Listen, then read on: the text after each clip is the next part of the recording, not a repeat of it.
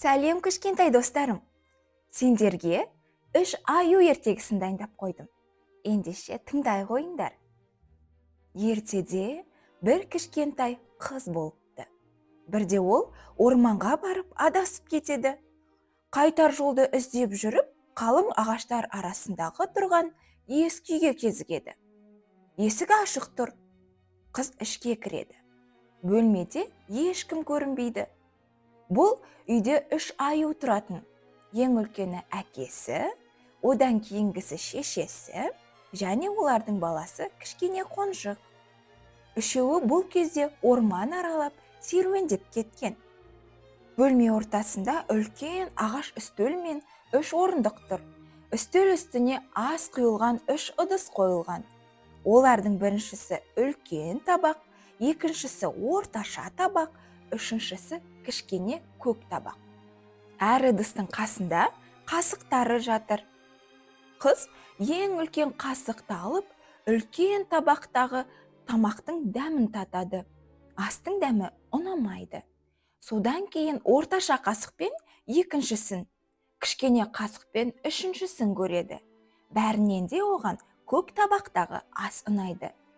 Қыздың қарны аш еді. Енді ол отырып тамақтану үшін өзіне орындық таңдайды.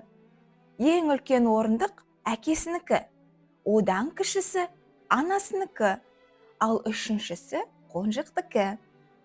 Кішкентай қыз ең үлкен орындыққа шығып, одан құлап түседі. Ортаншысына мініп еді, ыңғайсыз көрінеді. Көңілінен шыққан тек үшінші орындық болады. Қыз қонжықтың орындығына отырып, көк табақтағы тамақты ішіп алады. Қарны тойған ол кішкене орындықты әрі-бері шайқап ойнайды. Ақырында оны сындырып, өзі жерге құлайды. Қолымен қонжықтың қасығын қағып жібереді. Қасық ұшып барып, бұрышта тұрған сандықтың астына кіріп жоқ болады. Қыз орнынан тұрып, келесі бөлмеге кіреді. Бұл жерде үш төсек бар екен. Ең үлкен төсек әкесінікі, ортаншысы анасынікі, ал үшіншісі қонжықтікі. Ең үлкен төсекке шығады. Бұл оған тым үлкендік жасайды. Одан түсіп, ортаншысына шығады. Ол биік көрінеді. Ыңғайлы болғаны үшінші төсек. Қатты шаршаған қыз осы қонжықтың орнына жатып, ұйықтап кетеді.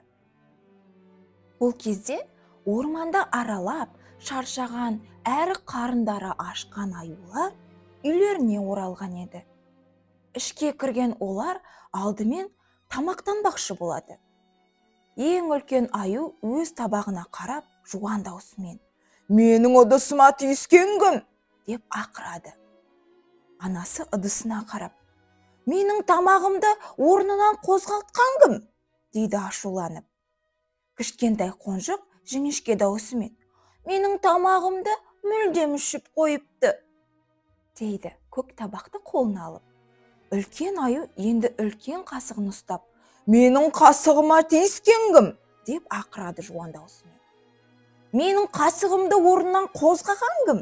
дейді шешесі. Қонжық жіңішке даусымен: «Ал менің қасығым мүлде жоқ» дейді жан-жағына қарап. Әкесі: «Кім менің орындығымды қозғалтқан?» дейді зор даусымен. Анасы болса: «Ал менің орындығыма отырған кім?» дейді налып. Оның даусы үлкен аюға қарағанда шайырақ шығады. «Ал менің орындығымды біреу тіпті сындырып тастапты» дейді қонжық жыламсырап. Аюлар ішкі бөлмеге кіреді. «Менің төсегіме жатқан кім?» дейді әкесі ақырып. «Ал менің төсегіме шыққан кім?» дейді анасы басын шайқап. «Ой, менің төсегімде біреу жатыр» дейді қонжық таң қалып. Аюлар қонжықтың төсегіне жақындайды.